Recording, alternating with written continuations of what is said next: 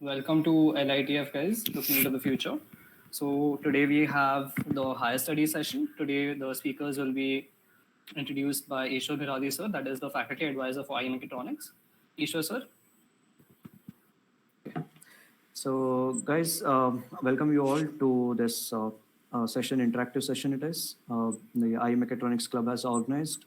I hope you all are the participants are from various backgrounds. So I'm happy to see all these participants, and we are expecting more number to interact with the today's guest speakers. Okay, they will be sharing their experience in all the processes or whatever they have planned about higher studies. Okay, today it is higher studies session, and again 2 days they have different themes for everyday activities. Okay, so these two students, they are my students. From our department, and we are really proud of them because whatever they started from our department, and they are taking that legacy forward, and they are going into a right direction. Okay, I'm really proud of them. So it's my pleasure introducing these two speakers for today's session. So let me start with Apur first. Okay, so Mishra, he pursued a BTech degree in mechatronics engineering from MIT Manipal, and he also took. We have specializations, minor specializations. So he pursued robotics as minor specialization. Okay. Besides this, he has experience in working with companies like TIF Labs and CCAM, okay, which is a Government of India initiative. He was also vice president of Mechatronics, and I heard they have worked really good. Their team has worked really good in taking forward Mechatronics. Okay, and he is also involved with various fields ranging from electrical, mechanical, IoT, and signal processing. Okay, as well as microfluidic devices in the in lab setup. So when you go to any research centers or very good universities, because he's currently pursuing his master's MS from University of Toronto. Okay, so in such universities you find very good labs, and you get a lot of hands-on experience in whatever studying today, and you are going to get a lot of hands-on experience there in MS. So you just ask them all the random questions, and I'm sure they will be happy to share their experience. Okay, in person, the course or whatever the filing processes are there, and the preparations. Okay, to start with. So all those things you can ask. And the second speaker today is Yash Trikannad.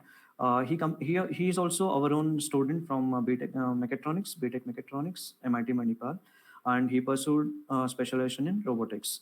Okay, and he has a great deal of experience and projects in the field of autonomous vehicles and their path planning. Okay, that is also really good research area. So if you are interested, you can just explore. Right, his work experience includes, and he was associated with the Uber. Okay, Uber and Motional. So for his postgraduate studies, he pursued his masters in the University of Pennsylvania, where he undertook a number of research projects. Okay, we are also proud that he was also there in Mechatronics with the publicity head. Okay, right? Yeah. So I hope whatever information I have shared, it is yeah, I welcome you both to today's sessions. Please interact and share all your experience, Yash and Apur, and help our own friends and motivate them. Okay, tell them what good things you have come across when you went outside, and what is your experience, and how good you plan to do all these things. Right. So we will be very happy to listen to you. And my request to all the participants is just ask questions. Okay, randomly you can throw them anyway. They are your own friends, senior friends, so you can throw the questions. And yeah, I wish you all the best for these 3 days for the participants. And also, Apur and Yash, you can take over the dais now. Okay, if you want, you can share your experience first and then interact with the participants, or else you can directly start the interaction. Okay, I welcome you both. Thank you so much, sir. Thank you. Yeah, happy to help. Yeah, it's actually to be like kind of back in Mechatronics. All right, so just a quick introduction for the moderators. I'm Mukundan Charyar, Vice President at Mechatronics, and Along with me, you have Bhavesh Jain, who is media head at iMechatronics. We'll be your moderators for today. So, Bhavesh, can you start off? Yeah, I guess so. Welcome again, guys. Ishwar sir did introduce two very well read of our speakers that we have today, Yash and Apurva. So again, I welcome you guys once again. So let's start with a quick intro that you guys would love to give about yourself, starting with Apurva. Yeah. Okay. Hi. My name is Apurva Mishra. So I did my bachelor's in mechatronics from Manipal, as Ishwar said. And I would actually, I think, go about saying like how I ended up pursuing my higher studies, because that's what we're talking about.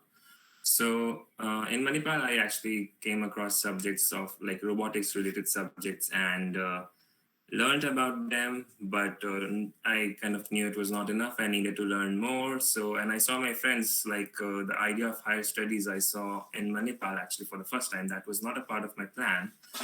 So that's where I started planning for it and started maybe a little preparation. But I didn't like, for me, it was not like immediately after bachelor's. I have a job experience of 3 years. And so in that, I was preparing actually. And then I am pursuing right now a Master's of Engineering in University of Toronto. The major is in Aerospace Science and Studies with an emphasis in robotics. So here I'm currently a student, a full-time student, and yeah, that's from my side.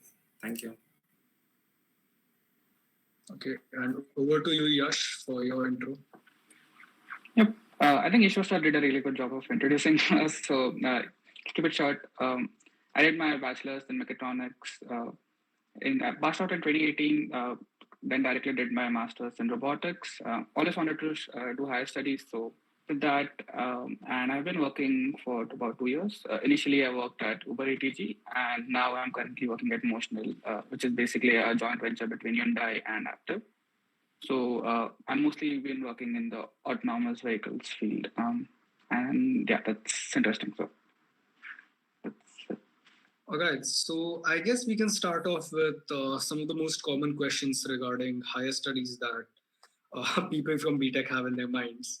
So the first and foremost being which one is a better option, like the pros and cons of both of the options. First being MTech or MS after job, and the second being job after your masters. So if you both of you could just enlighten us on both of these options, it would be great. Yeah. Okay. So, well, it's more of like based on the individual who is actually planning or thinking of these things. That kind of question, it varies. The answer will vary a lot. But I would say from my experience, what all we can think of. So, I guess the first thing is what someone is interested in, and not like higher studies or career, because otherwise you won't have that question. More like what field you're interested in, because that field will have different scopes. So for us, like we got interested in robotics, but if you see in India, if someone is there in like CS and going for software engineering or data science or something else, it has a good scope. There are in-demand skills, and you can actually have, in like talking financially, well-paid jobs, and you can obviously learn while working on it. And it's in some good companies and some like normal startups also. But if you are going in some other field, like robotics or mechatronics, like where we are working, so in those things, India is still kind of, there are more startups. There are people working on autonomous systems and drones, but it's still startups.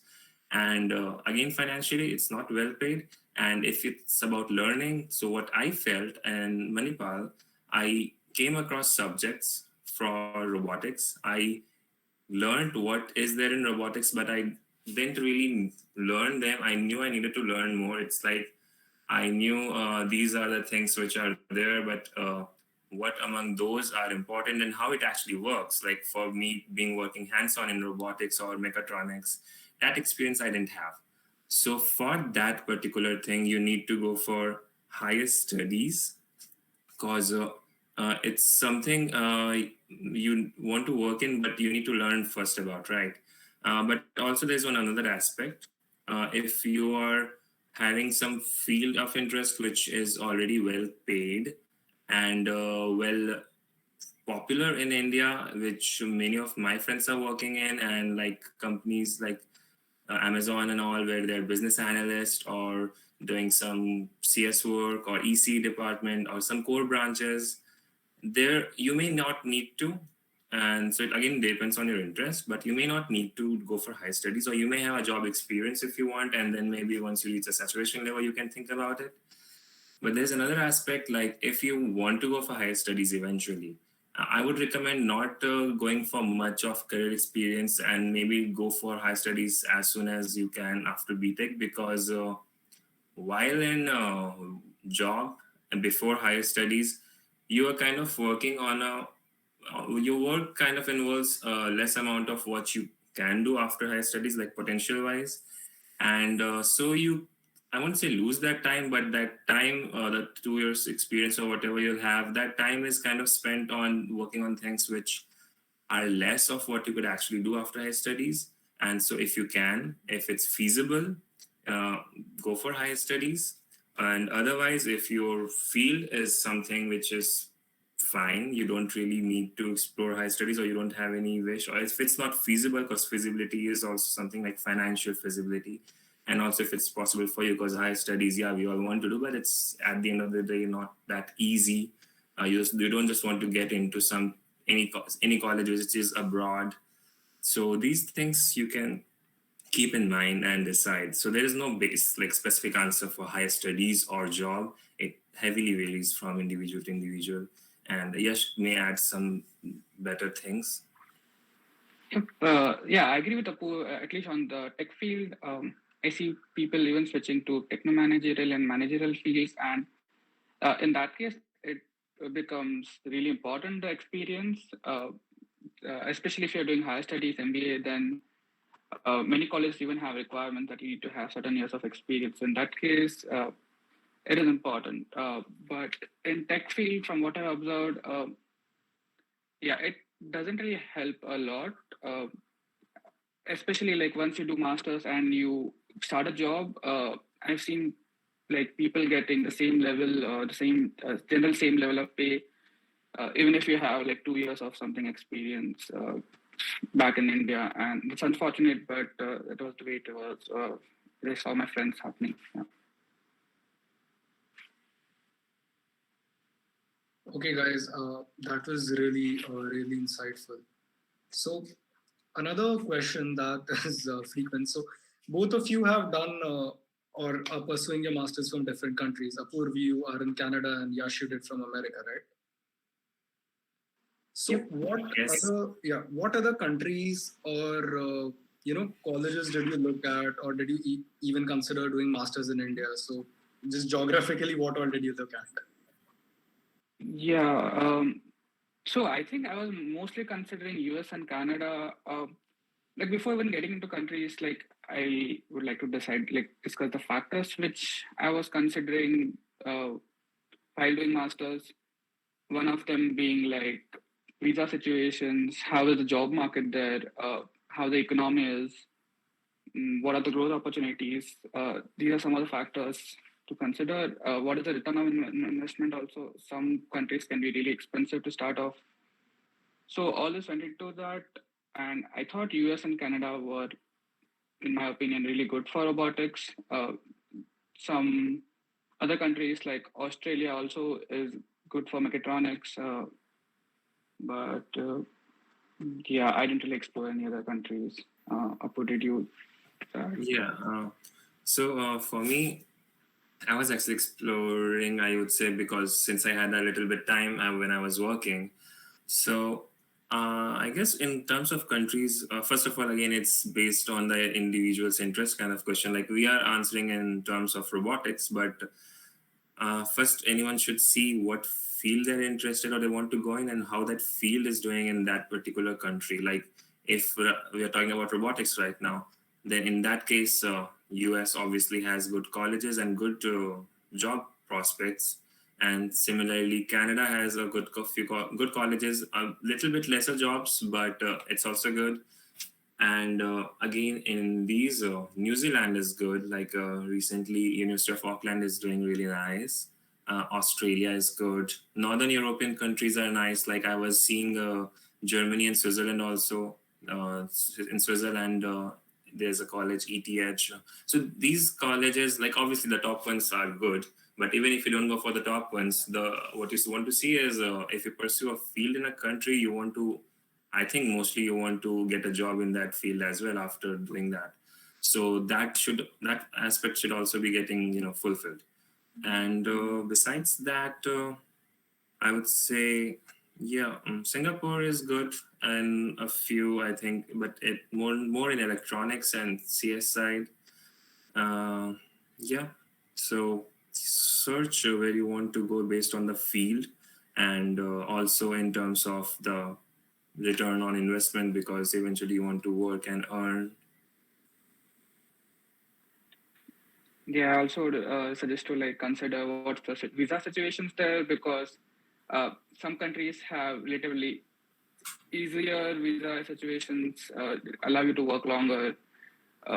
US has like a lottery system. And I think Canada has like one of the best PR programs. So that might be something you want to consider, because this would be like a really big investment that you make for in most cases. So definitely take that into consideration.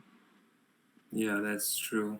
Actually, like, and don't just go by like hearing what anyone would say. Like, yeah, Canada has a good PR program, or Germany lets people study for free.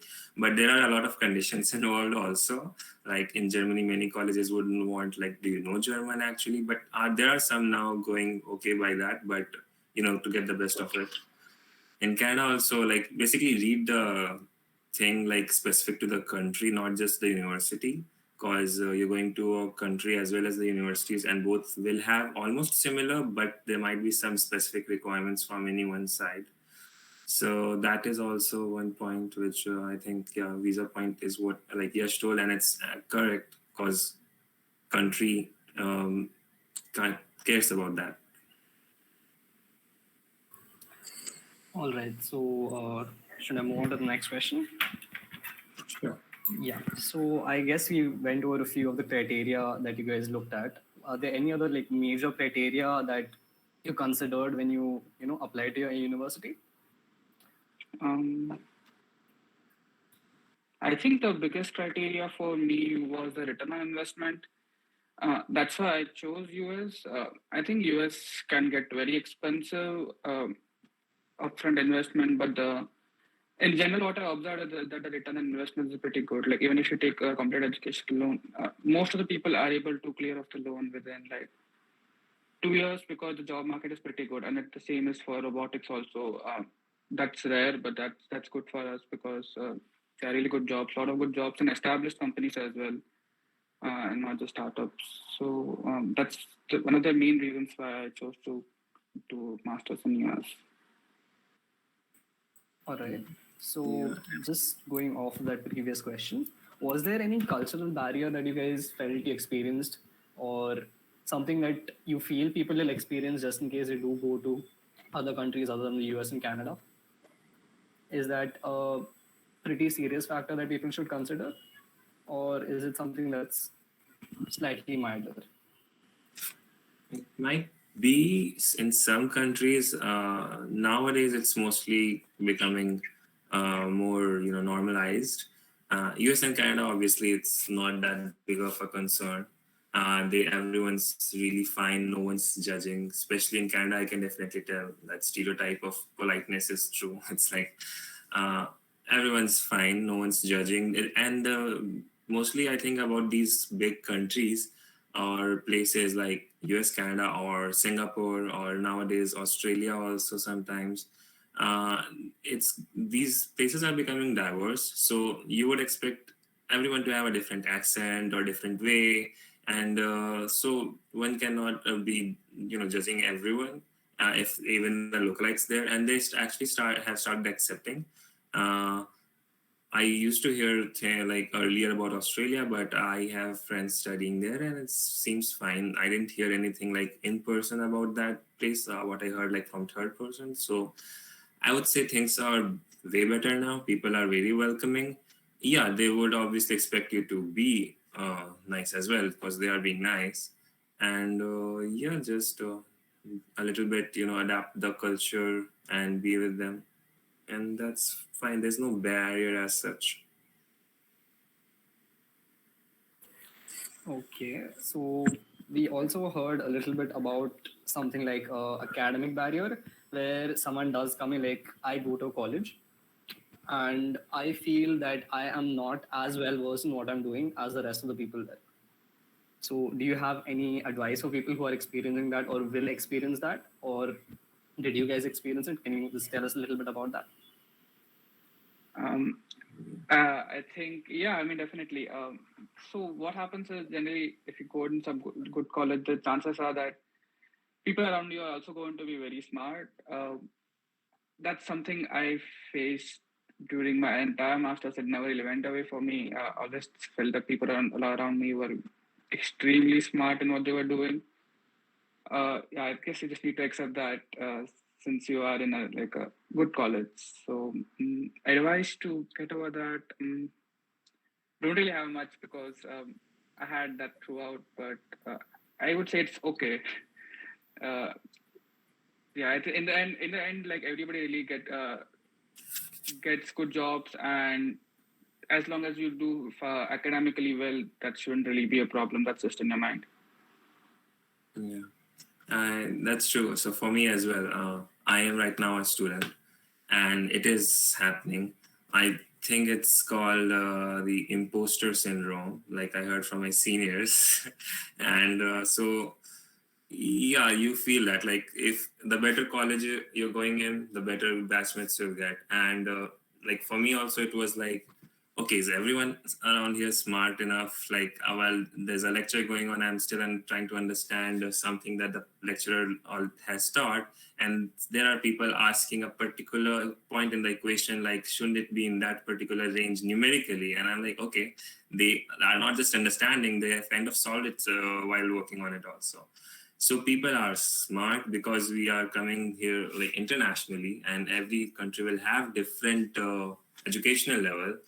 And yeah, India is a young country, so we won't have that level for compared to many good countries like Japan, Canada, US. So that will be something you will face for sure, I would say. So like as Yash told, accept it.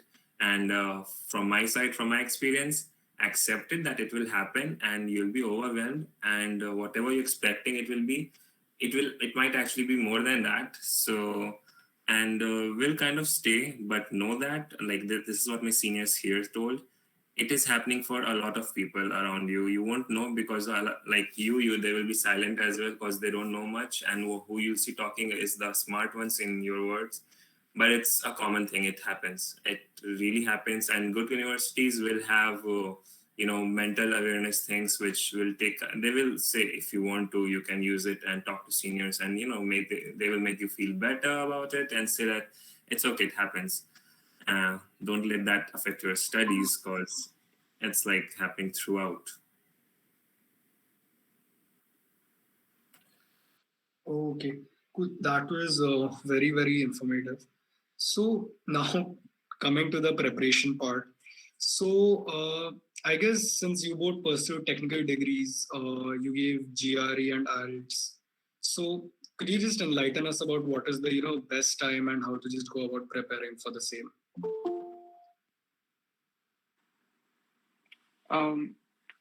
Getting to the competitive exams like GRE and TOEFL, I think the best time would be the time between your third year and fourth year. Like that's the time you're really not worried about studies. You might be doing an internship, but on the side you can definitely prepare for GRE and TOEFL, because once college starts again, you might not get time, and it's good to like get that cleared off in the seventh semester. Since most of the application deadlines will either be at the end of the seventh semester or early the final semester. So I think that's really a good time to do those things. Coming to preparation for masters as a whole, I would say that the preparation starts a lot earlier. I mean, it could start way earlier, like in second or third year. Like even joining and working in projects, which Manipal has a lot of projects. Like I don't know if they're still there, but like Robo Manipal, MRM, things like that. Those will all really help build up your profile, and so I would count it as preparation as well, and that would ideally happen a little earlier. Now, if you are part of that, still not an issue. You can always do a lot of projects in the 7th semester, and I would consider that as a critical component as well, and not just a pure academics part. Decent CGPA is good. Generally, that is used as like a mostly filter in a lot of colleges. So you might want to keep that in mind. And yeah, I was missing LORs and SOPs. So really good LORs are really important. They can really help you. Most colleges consider them pretty seriously. So make sure that you have really good LORs. Yeah, I'll add on a little bit. So that's correct. Like after third year, I guess that year break you get, it's the perfect time to start. And regarding different examinations, so obviously everyone knows TOEFL will take the least time, GRE will take a little bit more. And if in case like we are from technical field, but if you're going for GMAT, obviously start a little bit earlier. And yeah, so but these exams, as Yash also told, basically serves as a cutoff, so that you're shortlisted in any university, yeah, even your GPA. The main preparation is, or the main consideration is the LOR and SOP, and having a good SOP, you need to have a good profile relevant to what you're pursuing. And having a good profile means you should have worked on it, which is not just academic work, the extracurriculars. So every college like will have some technical clubs or technical groups or teams. So wherever you can get, and don't be like if there is some team, like suppose some formula team in your college and you're not able to, you might end up in working in some technical club.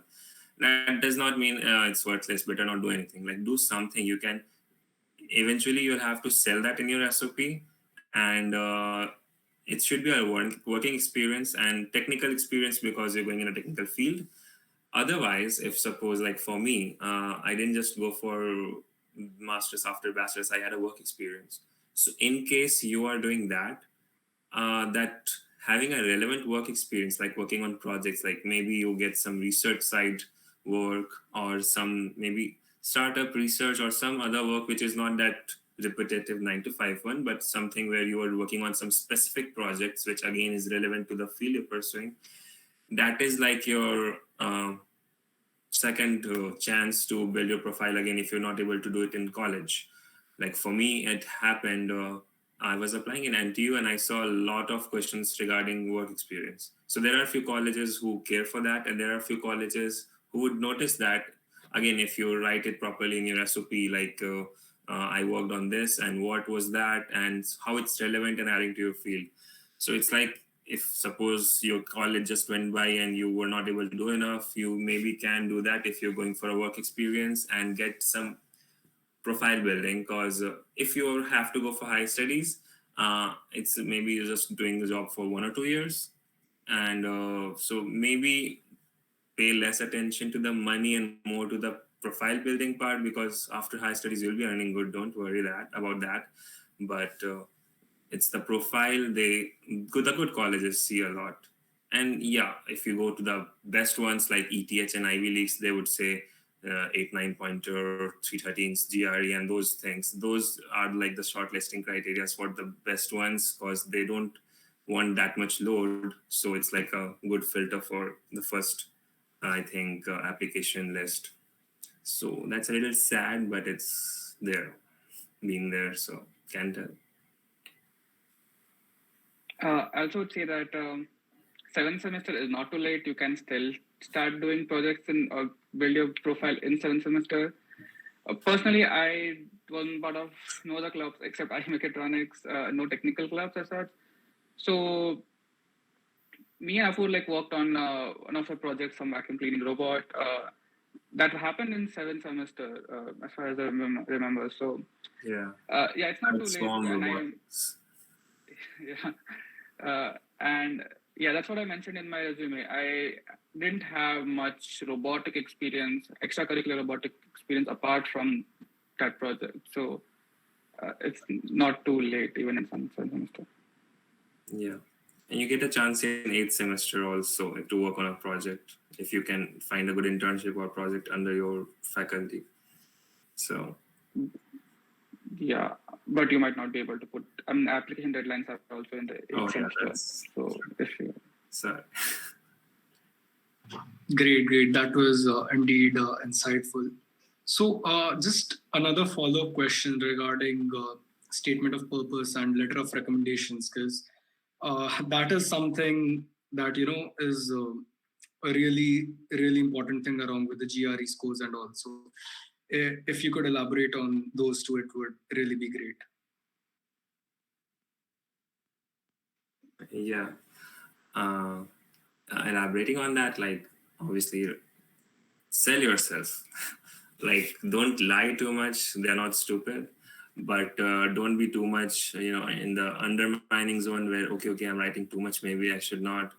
It's fine. They want to hear. Basically, an SOP should be something which a university or the person in the university reads, and they are like, yeah, I want this particular student in my college. He might do some good. So it should convince them that, and LORs should also serve the same purpose because they should see that, and they again genuine, and they should be convinced. Okay, if this particular person is recommending him or her, then maybe his like it's a good background. And one thing I noticed might not be the most relevant, but the one who's recommending you should be around the field you're going. Like it should not be like if you're going into Mechatronics and the person who's recommending you has done all his life work in biotechnology, suppose. So they might consider, unless he's a CEO or something of your company, that's a different thing. But they would see that the person who's recommending have some knowledge about what you did, or it's just a recommendation you randomly got from somewhere, because a relevant recommendation matters. And yeah, that's it. SOP should be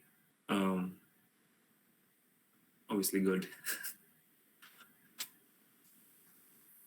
Yeah, I don't have much to add apart from that. The SOP should lead to a good cohesive narrative, like a single narrative you should build up to. Also, show that you're motivated to learn more. Yeah. Also, one thing I think we had this, we used to discuss this in college. So, wherever you're going, research about that university and see what like the field you're going, the professors who's teaching it, and that professor what projects they are working on and what projects you're interested in. Must be some projects you're interested in if you are actually going for higher studies because you want it, not just because you should. So the relevant projects and the professors, if you mention it in the SOPs, like, yeah, I saw the profile, this particular professor working on this, I would love, this will like make my life so better if I work on that particular project. Don't write it like this, but it should give the feeling like that. So if that's there, so it's kind of like, giving a personal touch. So the university is like, okay, he's genuinely interested in in our university and wants to work in this particular thing. And some universities actually give you the option to maybe suggest where you want to, or which professor you want to work under. But SOP should have this, I think, because it lets them know your interest and that you are someone who's genuine, actually.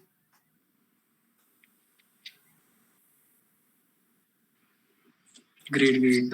Thanks a lot for that. So the next question is, of course, the next step from masters, which can either be a job or a PhD. So it would be great to know your thoughts about either of those.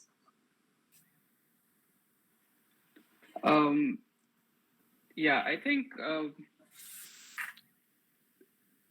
it's if you're doing a master's, generally, like in countries like US, I can talk about my thought process. I had taken pretty large loan. So I had in mind to do PhD, but never really took it seriously because of that loan. And other factor being that the US job market was like extremely good. I mean, it's still extremely good for even for robotics. So there are a lot of research roles happening in companies also. So if your interest is research, you could still use it for R&D work in many of the companies. I think most of the robotic companies will have research work involved because it's such a dynamic new field. So I think jobs are a really good option. If you want to do a PhD, you might. Yeah, I think at least in my college, most of the people who wanted to do a PhD also wanted to pursue a career in academics. That's becoming a professor and for your life. So that's also a option, but I didn't really consider it that much because of my constraints. Yeah, so like I'm currently pursuing, so I'm also seeing like studying with someone like who is maybe there are people who starts doing MS, but may want to go towards the applied sciences if not completely PhD, and so again it's more of a based on the individual kind of question if they want to or want not, and but one thing I would say, like again from my personal experience, I'm not planning to do a PhD. I will be going for a job because I wish to get a industrial experience where I can actually apply what I have learned. And for me, it's like research is good, but I want to more be in like research and development, where you actually end up developing something. Like I was working for 2 years in CCAM, that's Center for Cellular and Molecular Platforms. It's a company.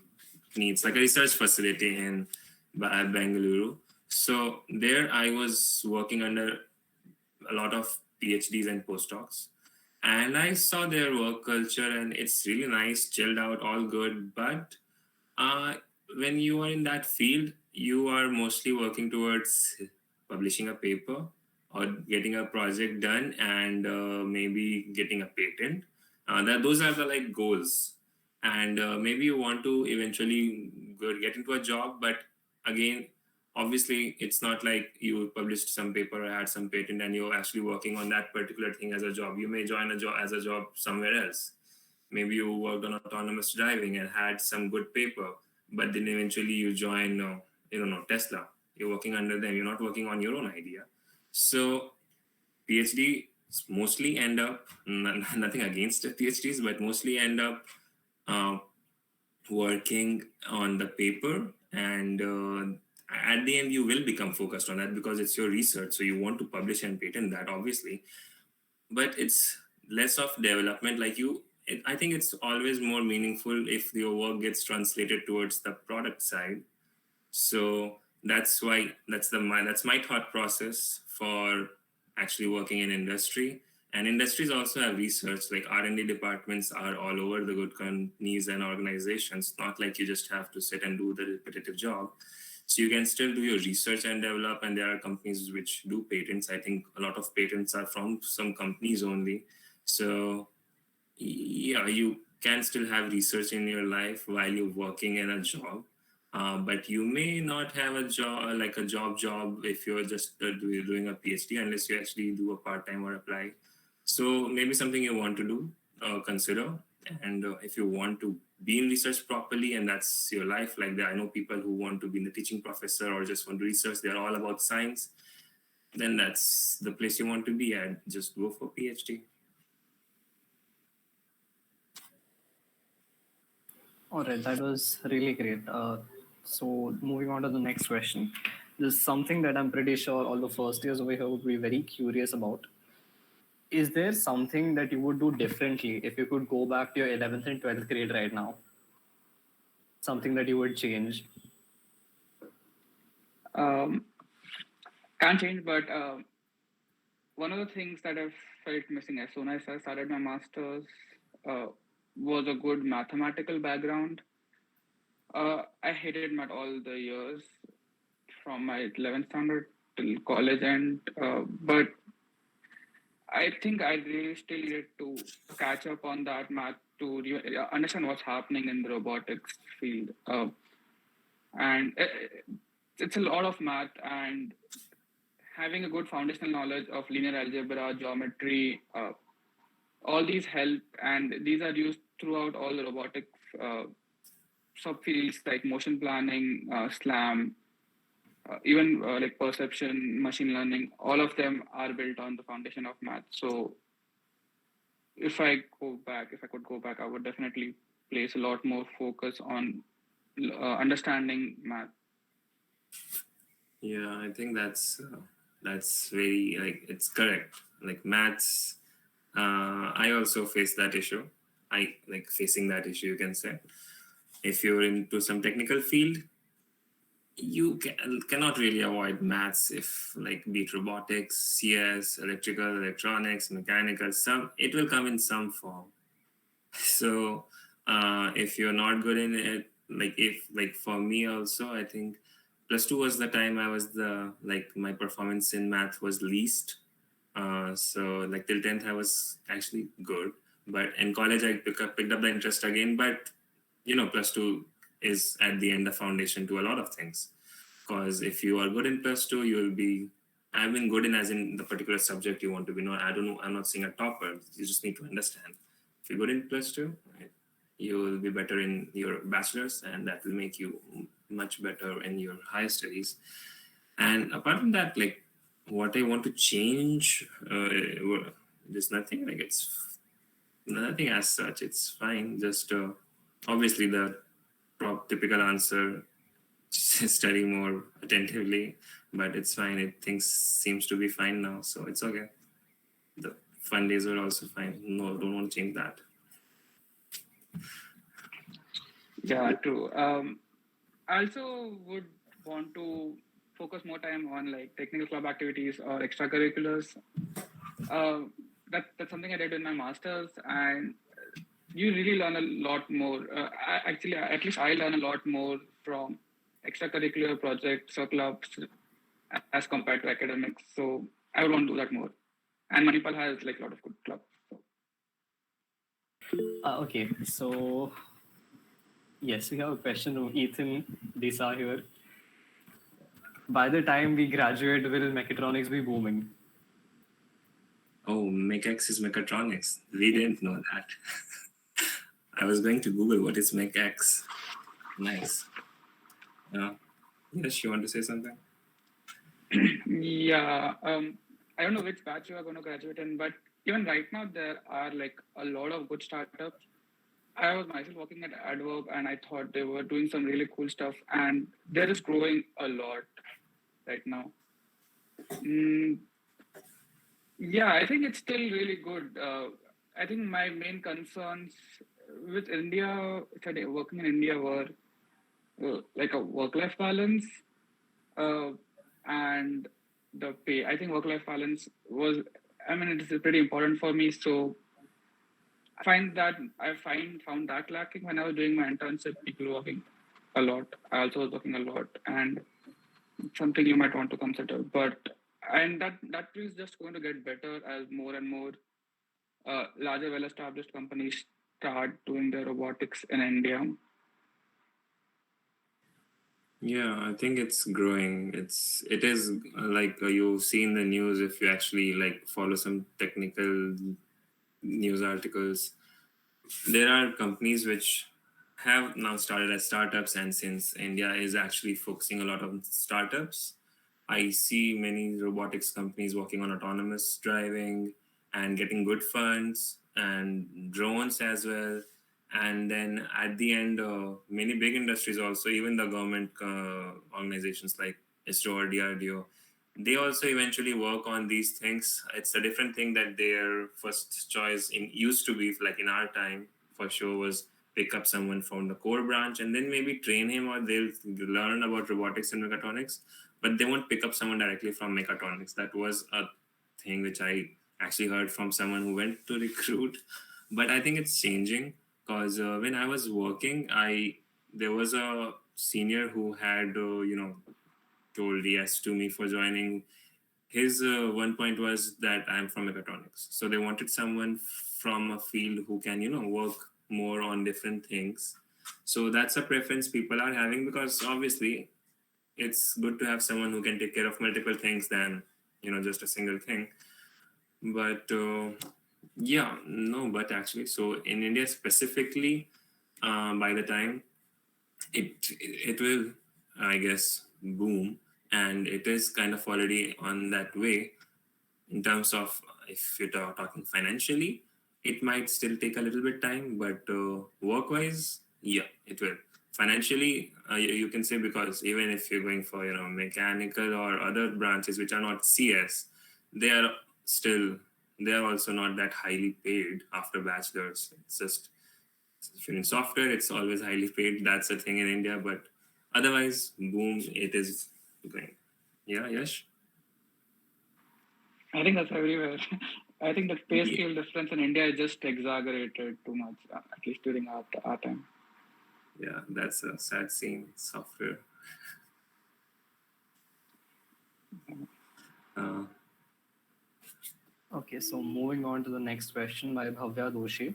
He's asking, he's saying he's currently in mechatronics, but he's planning to join his family business. So should he go with further studies or take work experience or go for masters? Yeah, cool. no, it's okay. Yeah, I thought about it, but I guess if you want to get into family business, managerial experience would be much more important than technical experience. Since yeah, I don't know what you'll be working on there, but I guess that would be a lot of management. So having management experience would be very helpful. That's something you don't really gain much. Yeah, I didn't really gain much even in US colleges. So you want to consider if you're working on something very technical, then you might want to consider that. But it's a large investment.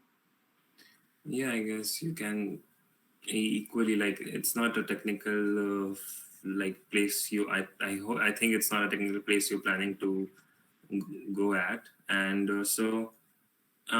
there you can go for a good experience, or maybe there. I think in India there are good MBA opportunities, and I don't remember exactly, but there's a friend of mine. Maybe he's doing his MBA in something like family business, so they have that particular field as well. You can actually study the family business thing, kind of, because, so you may want to research about that.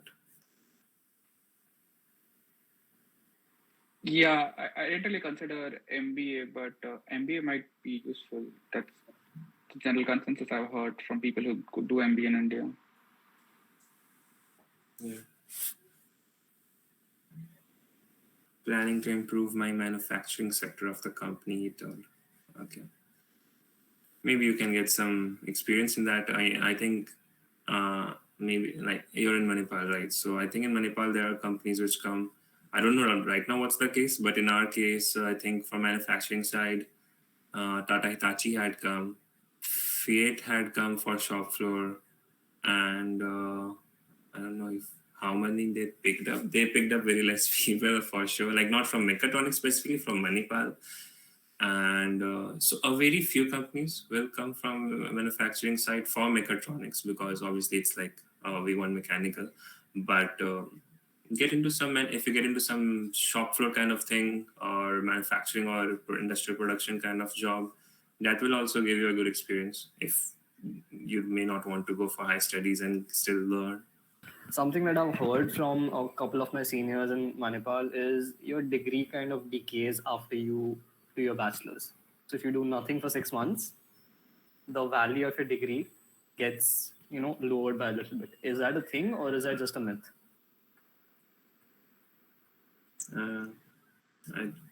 I won't say decays. I think it's a general concept with, if you're having a gap without anything to justify that, it will have not decay, but maybe a bad impression, a little bit of bad impression. But if you can justify that, you may not get a job, but still be doing something. So you still have a bachelor's and you can justify what you are doing. So yeah, it won't be decaying as such. But yeah, if you, it's just like you did your bachelor's last year and you have not done anything till then, and you may not have the relevant knowledge, and then they might also consider that it's been a year since you studied. Do you even remember anything since you've not been working also in that field? So that might be like not decay, but in like around that. I think taking a gap year should be fine if you are planning to do higher studies. If you feel like you want to take a gap year, if you need the time to prepare, might be useful, might give you a better chance the next year. For jobs, I think companies are trying to be in general more progressive, but yeah, if they see like last 1 year you did not work, that might affect a bit more in India, especially. Yeah, you might need to take that into consideration before like completely taking a gap year. If you're doing higher studies, I think it should be perfectly fine. And in US, while joining company, people won't ask you why you did not study anything why did not study or work anything for a year. It should be fine, in my opinion. All right, thanks a lot. So we have another question from Bhavya Doshi. Do we get a preference in mechanical or electronic branches? As in, like, yeah. Can you clarify that? Or is it for like work or is it for masters? Okay. He's saying it's about the job. So during the job, do we get a preference over mechanical or electronic branches? I would answer that. If you're already in the job, it's nothing like that. In fact, I know a friend who was in Mechatronics and working in some company. So they actually expected more because being from Mechatronics, because you should know electronics. You may work on these sensors or something, maybe automate this process. So the good companies can have that expectations. But if you're already in the job, I don't think there's a preference kind of thing. But while applying for jobs, if your branch is eligible, if Mechatronics is eligible, then you're already getting equal preference. All you have to now do is just sit and do good. And then things will matter if it's a purely mechanical kind of process, which they are asking mechanical things which you have not studied. Then it's not like they're getting preference. It's just like they are expecting someone from mechanical. But I won't say if there are companies who won't make Mechatronics eligible, like companies which just want people for core branches, those places, I would say there is a little bit of bias because I don't know now because our information is, I think, 2-3 years old. So, but there was a little bit of bias towards that because companies are like, I knew someone from one good company. He was a relative. He used to go for recruitment, and he had told that they are suggested to take people from core branches. But then when I actually was interning in that company once, I learned how impressed they were from the Mechatronics side, and they were actually planning. So I would say things are changing.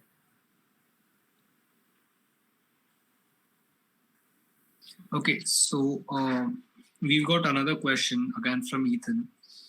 So he has asked that he's seen that Masters in Mechatronics, is it a prolongation or an extension of what we do in undergraduate, or is it like we master something that we learn in our undergraduate? So if you can just brief explain about the course plan that's there in Masters and its comparison to undergraduate. Apurva, are you doing Masters in Mechatronics? No, right? Aerospace. No, it's not specific. I had applied, but I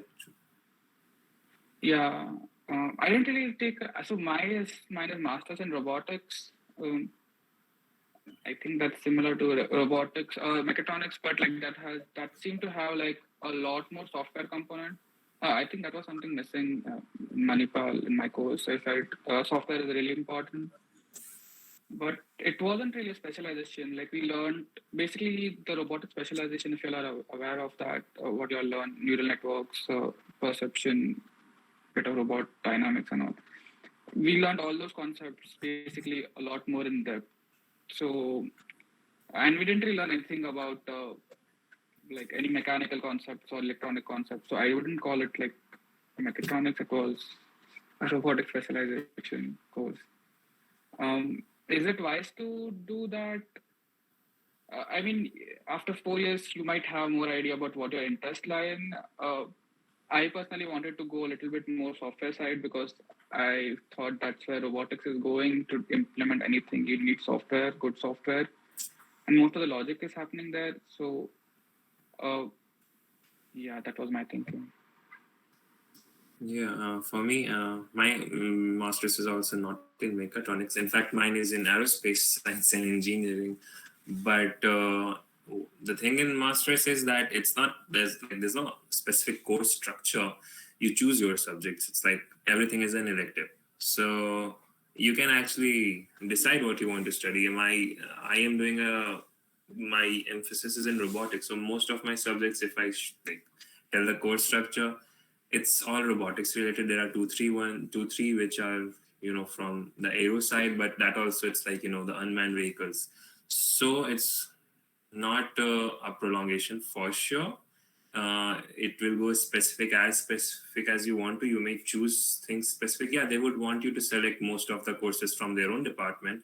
Like while applying, I saw in Canada, University of Waterloo, British Columbia, these universities had good mechatronics masters, and their course structure, if you see, there are specific courses, and there might be courses which are named similar to what you're studying in your current college. Like for us, for me exactly, there was a course on robotic path planning. I have the same course here. The name is also same, and if you see the contents, it will be like, it's almost similar, but it's not similar. What they teach here and the way they teach here, it's very different. It's very much more implementable if you actually are doing that course and you're studying. So as Yash told, software based, so they actually use the softwares and teach you, and you have to study a lot more, and then you realize that maybe, if I don't know if Manipal still have that robotics specialization, but if it has, it's not a continuous, like your master's won't be a continuous of mechatronics. You can make it that specialization, whatever you're taking, that stretched out in a master's degree with much more better and in-depth content. So it is not unwise, but if you are interested in something specific already, then it will be wiser to go in that. But you can choose that while doing a master in mechatronics and choosing subjects accordingly, because there is an option you can choose. You can learn machine learning also if you're doing master in mechatronics. It's not like you have to be completely in mechatronics only. So that's the good thing about masters here or anywhere you choose. So talking about masters, just continuing off the previous question, does the minor specialization that you do in bachelor's matter as much as what you would expect, or is it kind of redundant? We don't know that. Manipal didn't write it in our transcript. No, but like I think I believe both of you have done the robotic specialization, right? Minor specialization. Yeah, I'm just kidding. Yes, you want to say something? Yeah, it was useful. I mean, yeah, it was useful because before that, I didn't really know like these many fields existed. I was pretty ignorant. But after doing the specialization, I understood like, okay, there's perception, machine learning happening there, a lot of robotic dynamic controls. And I also realized that I didn't really have interest in all of them, maybe just some of them. So it helped me to choose the courses in masters, choose the projects which I wanted to do in masters. It helped me like that. The knowledge that I learned in Manipal was pretty basic. They didn't really go that much in depth. I also didn't try to go that much in depth. So in masters, you'll be specializing a lot more. So you just build up on that. Yeah. So it does help in like making you know what you want to do, or actually you will learn what's in that specialization and what is in that field. It's like, for example, I would say if there's the contents of the robotics book which you may want to go in, like what is there, the introduction and everything. And then when you go for masters, you are more knowledgeable about that, and not in the in terms of studies, but in terms of knowing that what is there. And also, if you are actually doing that specialization and you do it more properly and learn and maybe do some course also, and you can always mention this in your SOP. Like, I don't know if it's correct to say or not, but they don't know what exactly you were taught in your college. But if you just tell it in their SOP that you were taught that, and how, like, all that and whatever you studied, that will also help, because they would know, okay, the course structure only had something which is relevant. So in that way, it will help. Yeah, the robotic specialization should also be a good pathway to do like a lot of projects on your own during your bachelor's time. All right, since there's no more messages in the chat, thank you for coming to this event. Thanks a lot for spending this time with us. It was very, very informational. It was very enlightening, and I'm pretty sure a lot of us have gained a little bit of direction to what you want to do from here on. So thanks a lot again.